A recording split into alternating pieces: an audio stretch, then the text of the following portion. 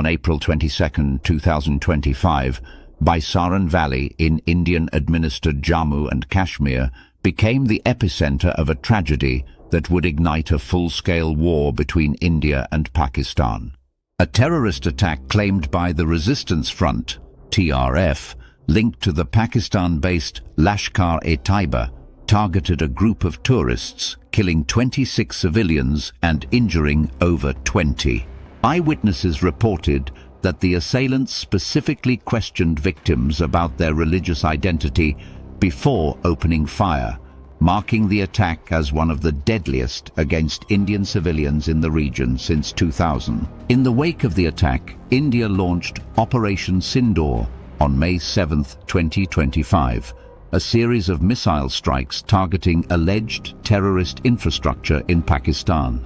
The operation lasted 23 minutes and involved Rafale jets equipped with Scalp missiles and hammer bombs, striking locations such as Bahawalpur and Muridka, believed to be hubs for Jaish-e-Mohammed and Lashkar-e-Taiba.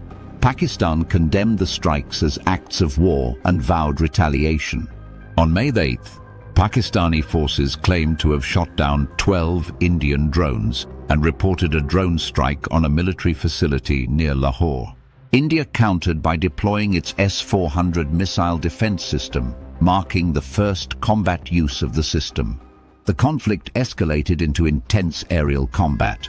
On May 7, 2025, over 125 Indian and Pakistani fighter jets engaged in one of the largest dogfights since the Gulf War.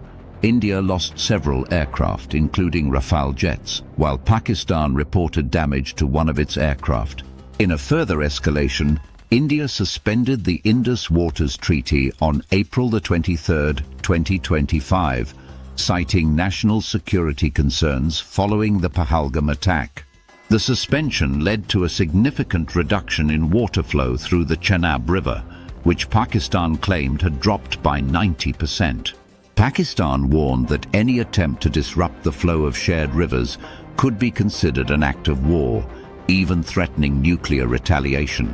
As the conflict threatened to spiral into a full-scale war, U.S. officials, including Secretary of State Marco Rubio and Vice President J.D. Vance, brokered a ceasefire agreement on May 10, 2025. The truce was hailed as a temporary relief, but experts cautioned that it was merely a pause in a long-standing and unresolved dispute over Kashmir. Despite the ceasefire, the underlying issues remain.